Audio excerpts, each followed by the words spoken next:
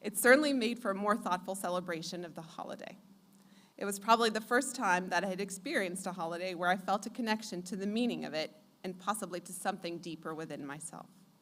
I was invited to my first bar mitzvah, as well as a Jewish wedding, and although more of an observer than a participant, I was moved by these experiences as I observed the strength of community and family. With these new experiences, I entered medical school where I met Molly. Her dynamic and warm personality made her a quick friend. Molly had grown up Jewish and welcomed my questions about her practice of religion and kindled my interest even more.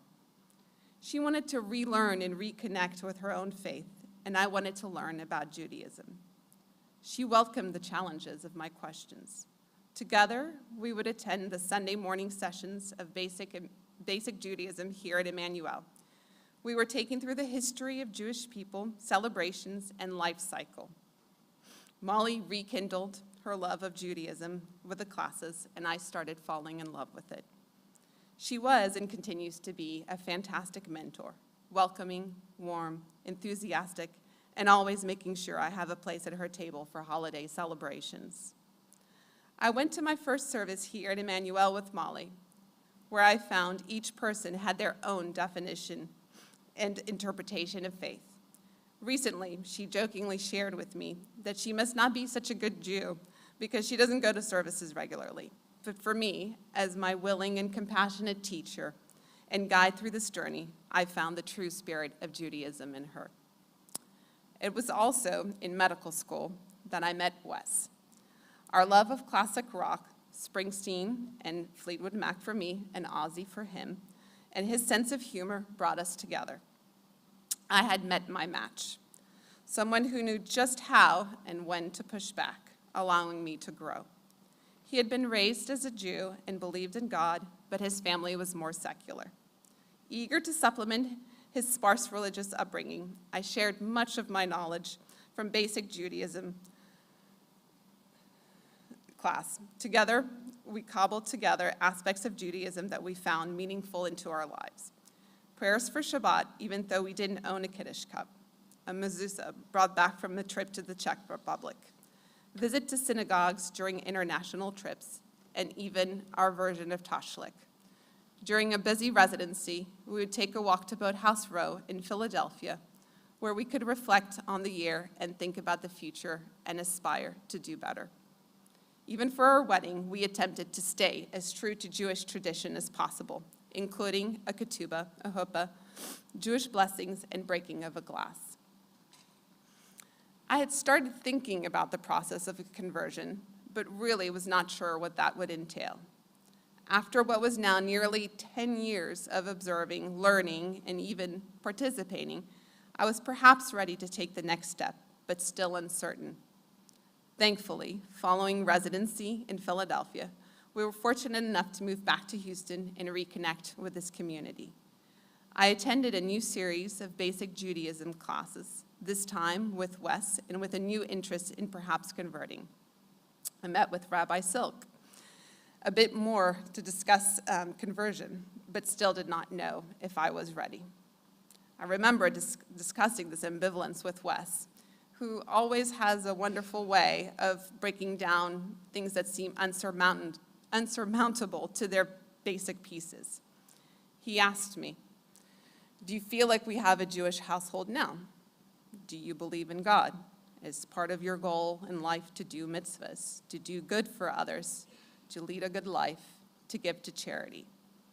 As I answered each of these questions, it became clear to me that Judaism would be the path for me to be the person that I wanted to be. One of the key and defining assignments during my conversion process was the assignment of thinking about things that I do daily that are Jewish. At first, I had no idea where to start. With a busy work schedule, going to services and reading something about Judaism were not regular occurrences. But I realized that the list of Jewish things was really quite large. Reading, study, prayer, ritual practice, a profession of service, philanthropy, and even cooking. Through this assignment, I also realized that what I did daily, though not carrying the label of being Jewish, was religious. It was in the way I shaped my interaction with others, showing appreciation, respecting my parents, forgiving people, asking for forgiveness from others, being patient with others, loving my family, and loving my community, engaging in discourse and thoughtful discussions. Feeling Jewish inspired me to do better, to be better and do better. Several months later, and after almost 10 years of soul-searching with Wes, Molly, and Rabbi Silk at my side, I celebrated this feeling by accepting Judaism and promising to establish a Jewish home, participating actively in the life of the Jewish community, and committing myself to the pursuit of Jewish knowledge under the Jewish name of Moriel, meaning God teaches. The last 12 years have been lived in a whirlwind blur. The birth of 2 boys with the ceremonies of Brit Milahs, passing of loved ones, and lighting of yahrzeit candles. Celebrations, ritual practices, hosting Passover Seders, preschool at Becker, consecration, start of religious school, all in the loving embrace of this community. Occasionally, doubt of my Jewish identity does creep in as I wonder if my conversion was truly enough since I wasn't born Jewish.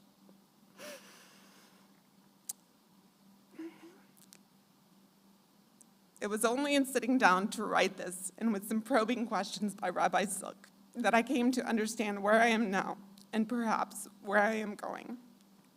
12 years following my conversion, I asked myself, what is being Jewish to me today, and where am I? Being Jewish is celebrating Shabbat every week, the end of the week where we take the time to pause and reflect, the time to appreciate those around us and say thanks. It is a break in the busy schedule to express love for each other and to God for what has been provided. Being Jewish is the love I feel when saying the blessing over my children and tearing up as I close with the words, may God bless you and protect you. May God show you favor and be gracious to you. May God show you kindness and grant you peace. Being Jewish is my work as a physician to watch over the life and health of others, to not be complacent in the knowledge of my field, and to have compassion for others. Being Jewish is my children.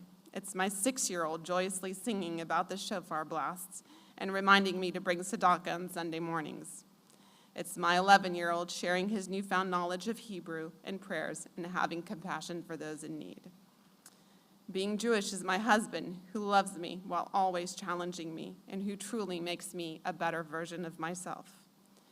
Being Jewish is being here in this space as part of this congregation, whether it's a holiday service or Sunday school tefillah. It is the melodies of the prayers that are humbling and inspire me to do better and be better. Being Jewish is the ability to have faith through learning and debate, the continual process of interpreting religious texts and joining in the debate. I believe I'm Jewish because the process didn't end with my conversion.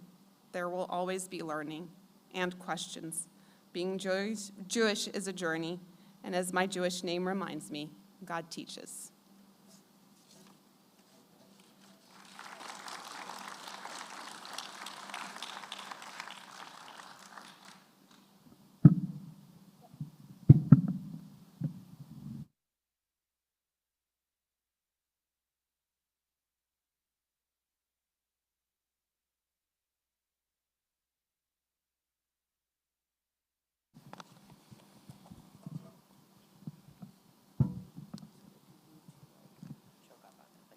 Okay.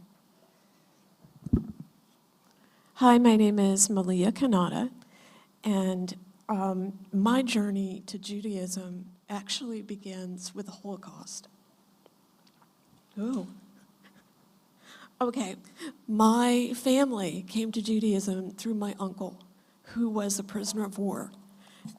He was shot down flying with the British before the war started, and he is very dark-skinned. My family is from Appalachia. My father and my brother and his brother were born on the old reservation, the old Cherokee reservation in eastern Kentucky. So, eastern Tennessee.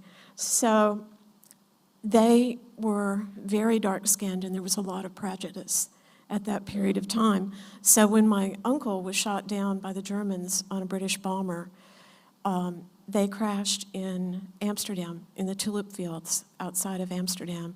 And my grandmother, for many years, had a photograph that I didn't see until I was almost an adult, because they didn't talk about this.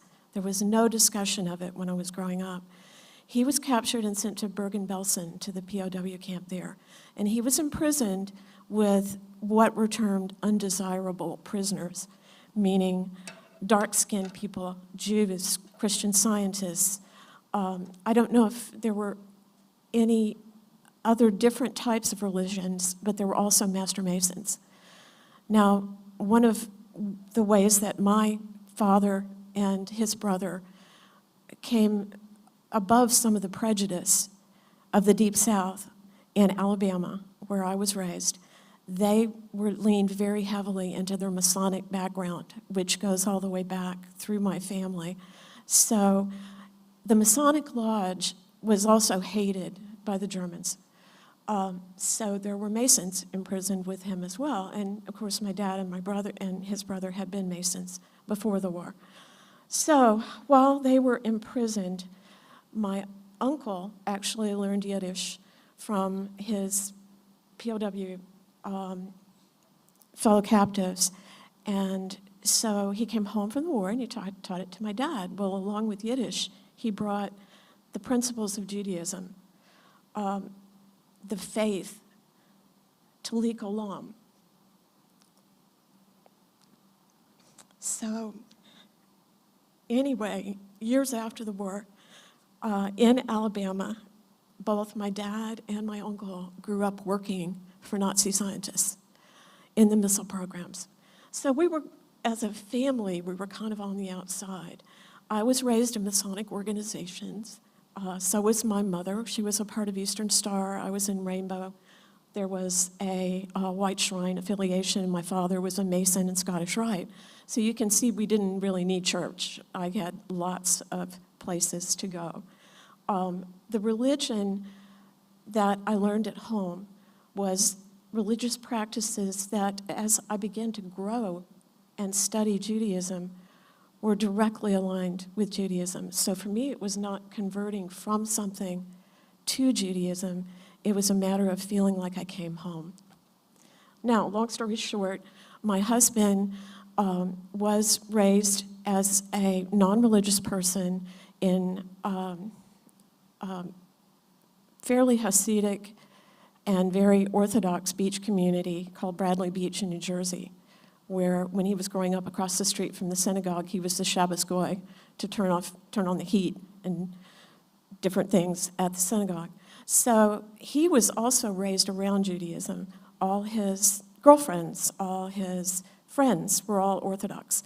So when we got married and our son was born, I was looking for a system that we could raise our son with the values that we had grown up with. So first we looked at some Christian churches and came away feeling, no, these don't match the values that we were raised with. So just the way things went, we ended up, when my son was 3.5 years old, he was in gymnastics at the JCC. So he was raised on the gymnastics teams there, where I took classes and met many fellow parents in gymnastics and many people at the J. And I volunteered there. I felt like I was part of the community, to the point where there was a kosher chili cook-off, which I'm sure many of you guys have been to. I left out an important part. I'll get back to it. I was at the kosher chili cook-off, and the tents and booths that were set up had people's names. One of them was AE Pi, Alpha Epsilon Pi fraternity. I was a little sister for 4 years for AE Pi at Theta Chapter in Auburn, Alabama. And there's a story for how that happened, but I was the only non-Jewish little sister. So I learned so much there. I did not convert. I had friendly lectures from my boyfriend's mom that I needed to think about conversion if I was going to be serious in my relationship. I didn't marry this guy. He was wonderful. My best friend did. So they were still part of my life. And then I went off, graduated from college, came to Houston, met my husband. We were both working at Compaq Computer Corporation at the time. And then we went on to work for Bindview, which was a Jewish-owned business here, the Pulaski family that actually were congregants here years ago. So I was surrounded with Judaism and Jewish friends, and my son we were raising my son at the J, and I just never got around to coming out from under the fringe of the tent because the tent was so welcoming. And later, it wasn't until the kosher chili cook-off where my fraternity brother said, "Why haven't you converted?" And I had to say, well, I truly thought conversion was for marrying in. And not being from a Jewish background and being raised in Alabama, I didn't have that much guidance. I didn't know that conversion was something that ordinary people could do. So I came to Emmanuel, met Rabbi Silk, went through the conversion process, and haven't left in the years since. My greatest regret was that I did not convert earlier because my son was 4. So my son, although he's grown up around the congregation and around the J and has so many Jewish friends and support system, because he has not converted or thought about it, then my son is not Jewish. And that's my biggest regret. But the warmth and the love of the congregation and the support for people who come from definitely odd backgrounds, which I guess mine is, I have been made to feel welcome, and other converts I know have as well. So I'm very, very pleased and proud to be a member of this congregation. And if anybody has any questions about the Masonic Lodge, I'll be happy to tell you. Bye.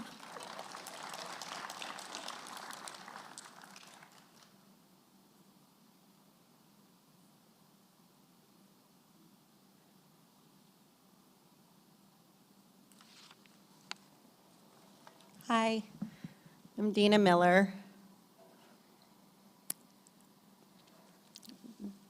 Did y'all hear Geraldine say that y'all started talking about this in July? Because Rabbi Silk emailed me like 3 weeks ago about being part of this. So I might be like I might have been like the B team. So several weeks ago, Rabbi Silk sent me an email asking if I would consider sharing my story during this portion of services on one of the holiest days of the year. I told her that my story isn't exactly that of Miss Emmanuel. She told me that actually, in a growing Reformed congregation like ours, Miss Emmanuel looks different from what she once did, and that my story does, in fact, illustrate a certain modern-day version. So fresh out of excuses and with the deadline for draft 1 just a few days out, I sat down to write about my non-Jewish life. As I jotted down notes, I kept coming across a common theme. Sure, the life our family leads is not traditionally Jewish. It is, however, solidly Jew-ish. I grew up outside of Detroit in a middle-class Italian family that sat in the very first row at Catholic Mass every Sunday. I was relatively ignorant of Judaism. While I do know today of the Jewish nation that is West Bloomfield, Michigan, at the time I associated that nearby community more with wealth and not necessarily with Jewishness. And while there's a good chance that my peers, Carrie Stein and Philip Bayer, were taking the day off for Rosh Hashanah from school, I was oblivious. My family moved to Texas when I was 16. In building friendships with a handful of MOT, I picked up some early insights into Jewish culture. What happens on Shabbat, the concept of treif, the astounding length of summer camp, and the belief that if it's not boiled, it can't call itself a bagel. But when it comes to my personal Jewish cultural education, if a couple of years in North Dallas brought Judaism onto my radar, Moving into University Towers on West Campus in Austin made me basically Gilda Radner. A few days into sorority rush, I decided I was in over my head and made the decision to drop out. One of my brand new AE Phi neighbors said to me, "Oh, Dina, what about Phi? Are you sure you're not Jewish?" I was sure that I wasn't Jewish, but she got me thinking that maybe I was a little Jew-ish. It was Towers where I met Brian Miller. This boy was not particularly religious. He wasn't rebelling by dating me. But being his girlfriend in that environment made me suddenly aware of religion in a way I had never been before. While the Jewish kids were wrapped in a feeling of sameness and belonging, I felt almost insecure. I had never given a thought to the religion of a guy that I liked. And here I was, feeling like people could somehow physically see our religious differences.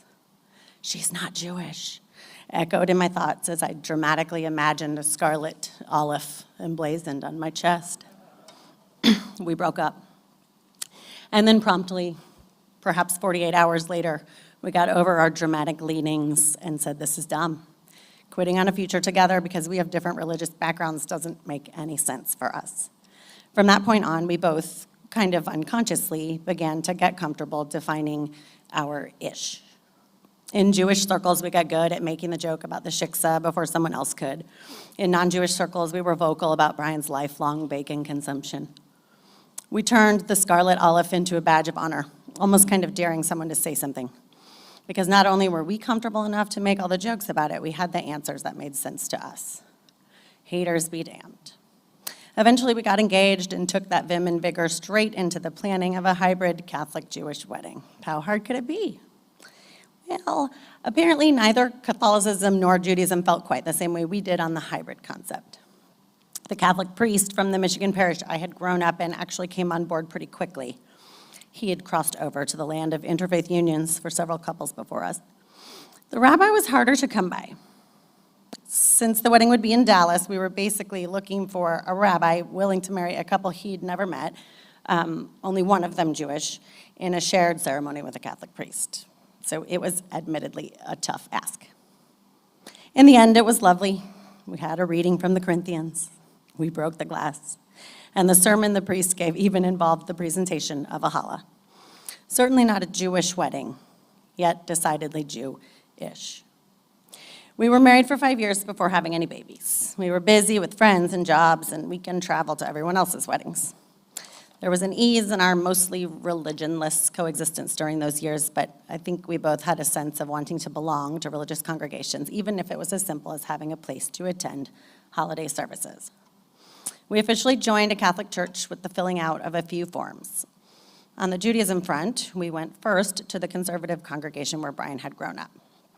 You know how they say that you may not remember exactly what someone says, but you'll remember how it made you feel? Well, our initial interaction there left us with a strong feeling that it was not where we belonged. They made it pretty clear that they weren't at all on board with the ish. At first, I think we were insulted, which became kind of a low-level anger, resentment, and then eventually a sadness regarding the idea that a Jew marrying a non-Jew was seen as ultimately losing the Jew. But eventually, we shrugged and concluded that if you're going to have a Catholic wife, you'd probably need to identify as Reform, and we wound up in the lap of Emmanuel. We paid our junior membership dues and spent those few years attending services on high holidays without much ado. And then we started to talk about a family. We realized that while we could remain our own separate religions forever and ever, we couldn't avoid the conversation about what that meant for a new human who would be half of each of us. When we boiled it down, our main desire was that our kids have one religious identity, as opposed to being nothing or a confusing/conflicting version of both, even if that meant that one of us would have to be the odd man out. We'd gotten good at finding the sameness in our backgrounds over the years, and the root story of both our religions was pretty significant common ground. I didn't see the decision to raise my kids Jewish as conceding, but more as growing a family based on the 10 Commandments that we'd both grown up learning and living. I remember there being an actual moment where I, in effect, made up my mind. I came in from another room And I looked at Brian and I said, I can raise Jewish children. I want them to have the names of Catholic saints. They will sit like little angels every year at Christmas Eve Mass, and I will never not put pork in my meatballs. He nodded his agreement. We had a deal. Finally expecting, we attended an evening class here at Emmanuel with Rabbi Walter. It was called So You're Having a Jewish Baby. We interacted with other naive first baby couples. We touched on genetic testing and pregnancy superstitions and got a checklist for bris preparations. We also got something we didn't know that our hearts actually needed: the implied blessing from Rabbi Walter that a Catholic girl could have a Jewish baby. We found out we were having a boy. We would name him Vincent Michael in memory of my grandfather and in accordance with the saint agreement. His due date was December 20th. As that date got closer, I started to do the subconscious Jewish baby boy math. Due date plus 7 days equals bris. In what now seems like an obvious nod from the universe, he was born on December 18th. And we had a Christmas Day bris. And we served my mom's lasagna to our guests. Don't worry, no pork. It was our first significant moment as parents of a Jewish child in a Jewish life. A few years later, we had Dominic Anthony, named after my other grandfather this time, but still in accordance with the saint agreement. His bris was uneventful, which is funny because if you guys know him, you're aware that his very existence can be quite an event.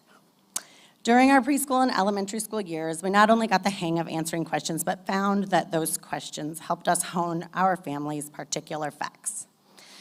Daddy is Jewish, and so are we. Mommy is Catholic, but knows more than Daddy does about most Jewish things. Yes, we get presents for Hanukkah and Christmas. Yes, we'll have bar mitzvahs. Yes, we eat dinner with like 100 people on Rosh Hashanah. Yes, we've been known to make a Seder plate one night and hunt for pastel eggs the next morning. Yes, singing the Shema to little people at bedtime makes non-Jews kind of teary too. The boys are now in middle and high school, and I love to watch them continually learn to navigate their places in their various worlds. I'd say that our current family view of religion is less about doctrine or observance and more about overall spirit. With that approach, it isn't difficult to be not that religiously Catholic and a not that religiously Jewish family. The structure and consistency of a Catholic Mass still do comfort me, though, and I take myself to church when I feel like I need that, and when my parents are in town. Ultimately, we are blessed by extended families who have let us do our thing without judgment, by so many friends who also live some version of a religious or cultural mashup, by a school that expects kids to question everything and discuss anything, and by a congregation that has, intentionally or not, made us feel like it's okay to be Jewish. So while we may not ever have all the answers, and there's a decent amount of making it up as we go along on most days, I can say this. When a Judaics class project asks students to talk about their family's traditions and values, it feels like we're doing okay when my kid answers, "Our family is big on eating, rooting for the Longhorns, and trying to be decent humans."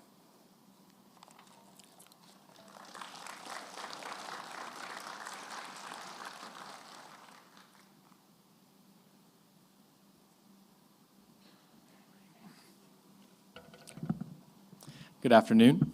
My name is Keenan Chaison. And when I was in 6th grade, my social studies teacher, during a lesson on world religions, asked our class what religion we would choose to be if we could pick one that was different from the one we were born with.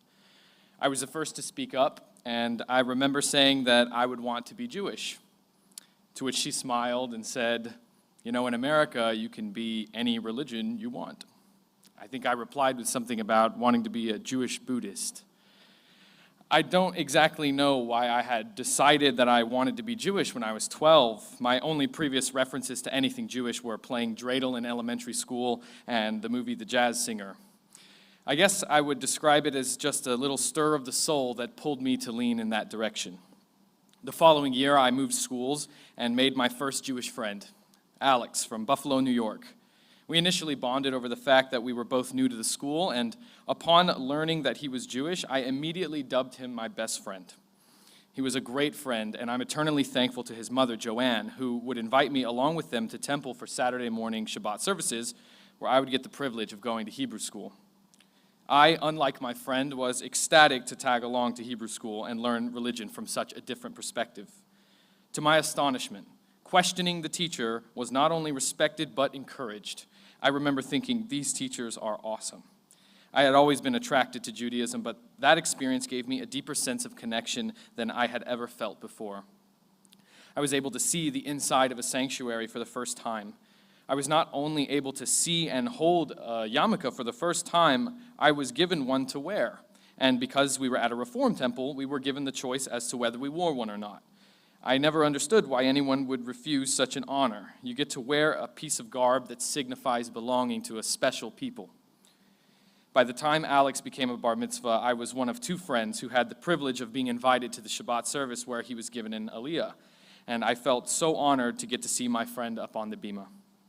It felt so special to witness, and I remember thinking about how exciting it will be when I get to have an aliyah, and then feeling sad that I wasn't going to have one, and then feeling utterly heartbroken that I wasn't born Jewish, that I could never be Jewish, and that I could never be part of this ancient family. Of course, I was making an erroneous assumption, one that a lot of people all too often make, which is that all Jews are white.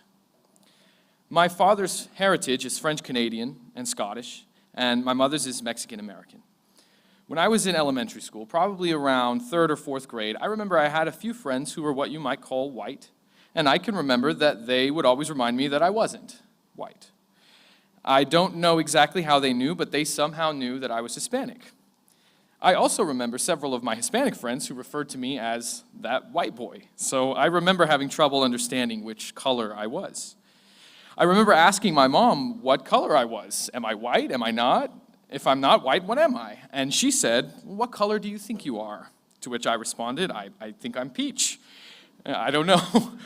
I'm colorblind, so I must have been in about 3rd grade or so. I didn't really feel these things, however, until I got older, and I started realizing that there were certain advantages to passing as white. While it is definitely helpful to be able to properly pronounce Spanish words without even being slightly fluent in the language, or being able to drop well-placed cultural inside jokes with other Hispanic people, I know that it is absolutely nothing like the privileges afforded to me by my, at times, perceived whiteness. It was hard for me as a kid who had thought of himself as being both white and a little bit Mexican to realize that some people view these things as having to be mutually exclusive. As an adult, I've actually heard people say things like, you can't be Jewish, you're not white. And how will you raise a Jewish family if you're Hispanic? As if those two facts could not coexist. By the end of junior high, Alex moved, I changed schools again, and I didn't get to go to Hebrew school anymore. I didn't have any other Jewish people in my life until sophomore year in high school. My music theory teacher, Mr. Levin, who once sat me down and told me I was the kind of person who would either create the cure for cancer or the next atomic bomb. His hyperbole came as a response to my academic achievements being undermined by a streak of reckless behavior. I was just returning to school from having been temporarily expelled, and within 2 weeks I had already been suspended.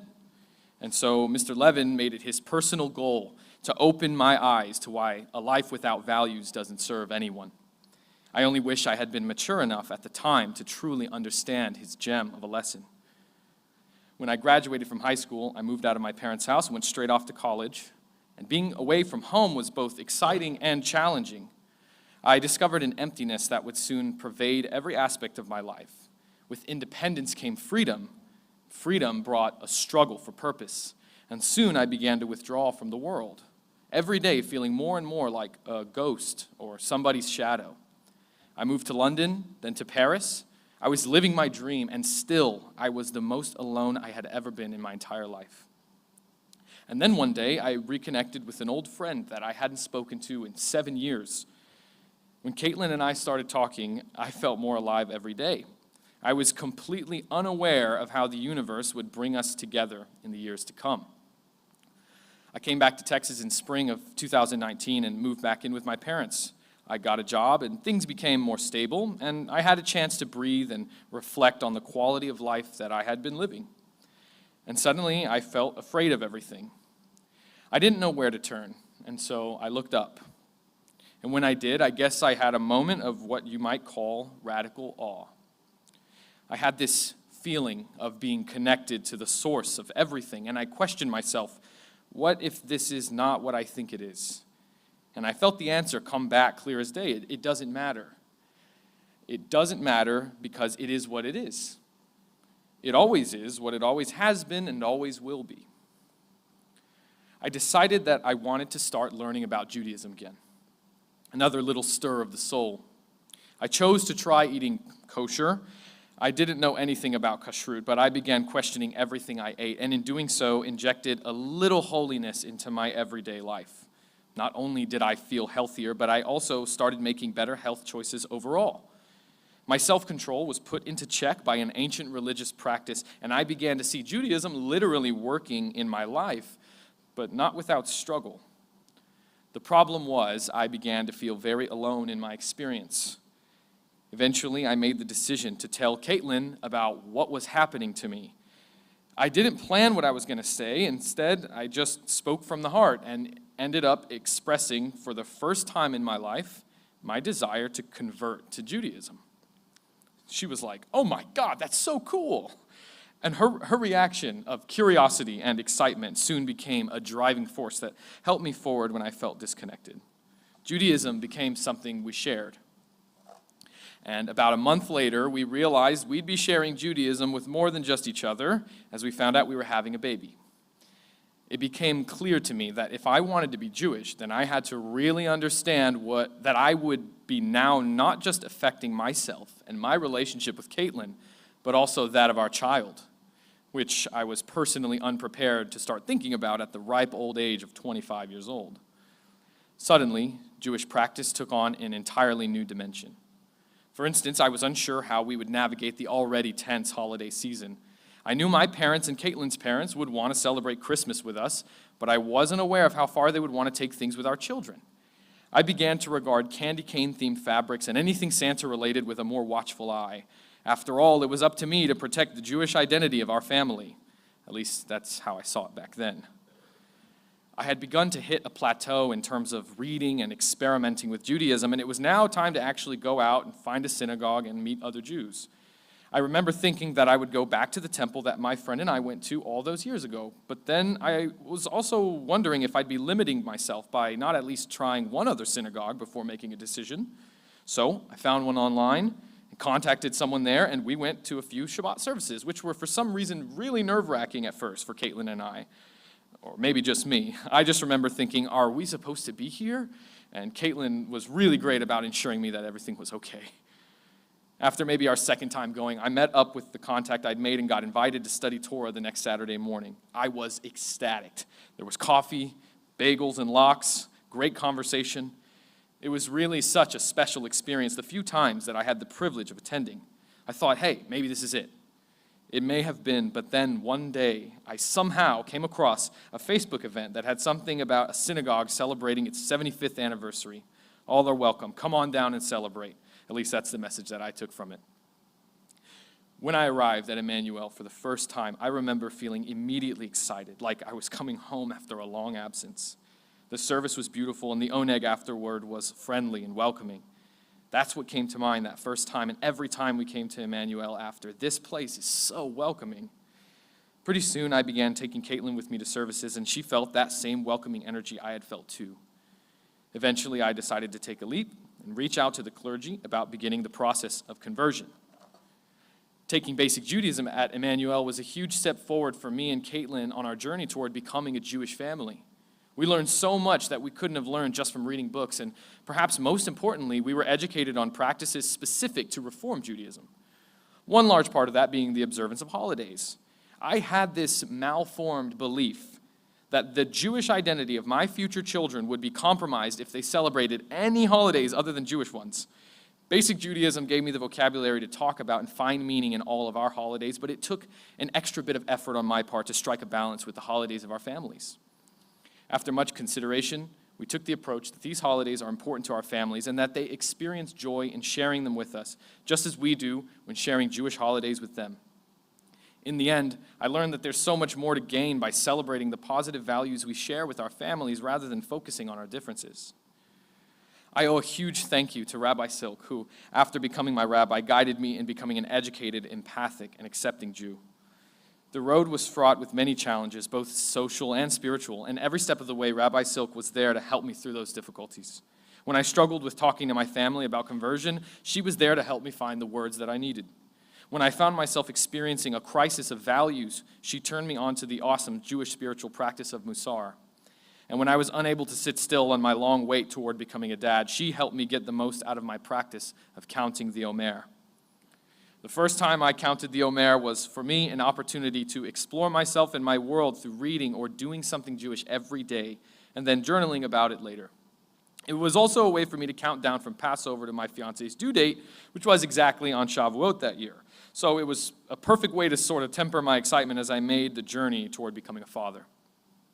We had moved into a small trailer out in Needville, rent-free, thanks to her dad, where we had our first ever Shabbat dinner as a couple.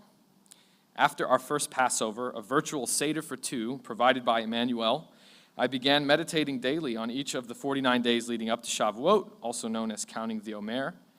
It was the perfect countdown to lead me toward the freedom of parenthood. I know it sounds like a contradiction, the freedom of parenthood. But becoming a parent meant that I could be free from the bondage of not knowing my life's purpose.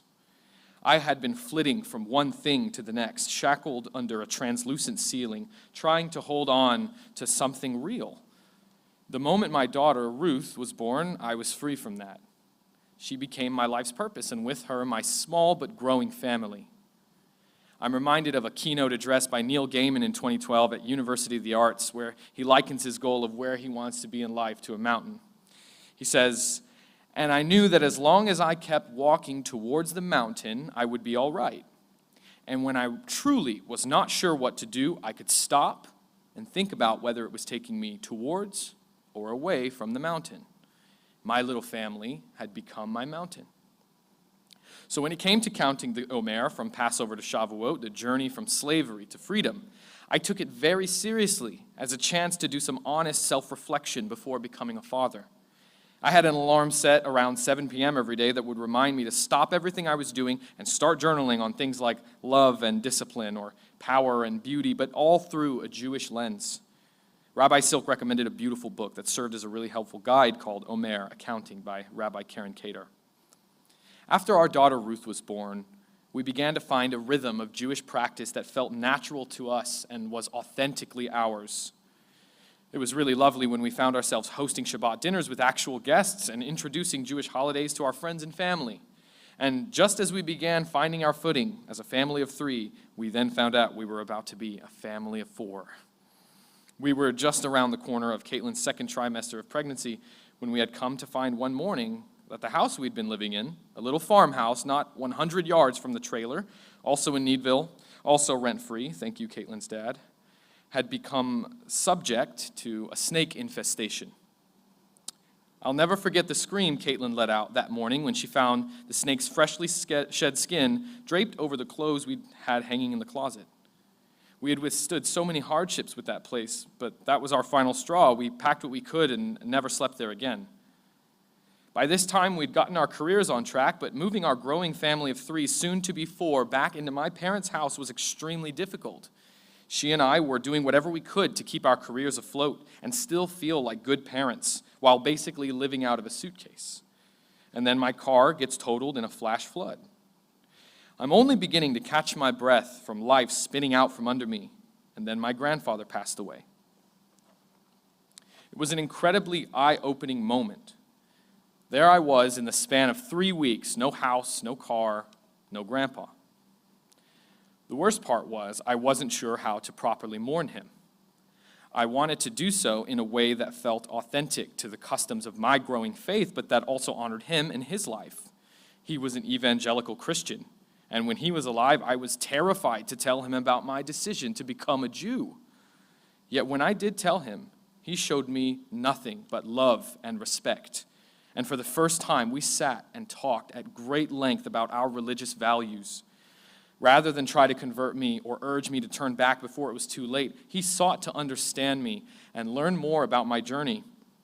In the end, I was able to honor him by being given the great privilege of writing his obituary. Eventually, I let the expectations of how I was supposed to grieve, my shoulds, as I called them, fall away. I mourn in a way that makes sense to me. In January, my daughter and I celebrated conversion together, and about a week later, Caitlin and I's second daughter, Maggie, was born, fully Jewish. It was a moment of light for our family during a dark time. Jewish values became the glue that holds our family together. Our values gave us context, purpose, and intentionality as we navigated through the stress of buying our first real home. They allowed us to summon the strength we needed to pursue difficult career changes while raising 2 small children, and gave us the words we needed when a return to wholeness was what we had written on our hearts. And let's not forget the adorable image of our toddler waving the light in front of her eyes and doing her best to sing along on Friday night. We are eternally thankful to this congregation and everything it stands for. Thank you for creating such a warm and welcoming environment. It is truly a beautiful thing to be part of this community, and it has been such an honor to tell my story. Thank you for listening. Shalom.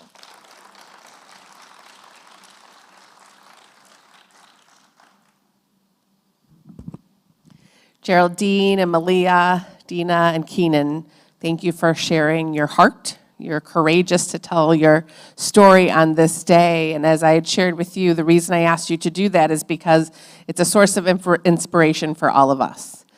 To have a sense of pride of this community that we are a part of, and to recognize that sitting amongst us at any time are people who might be considering Judaism or who are here with their Jewish family. And the gift that we have to offer is also the gift that we receive, which is to have you in our midst because we are better together. I wish you a great rest of the day. Our schedule will pop up on the screen. We are ending a few minutes late.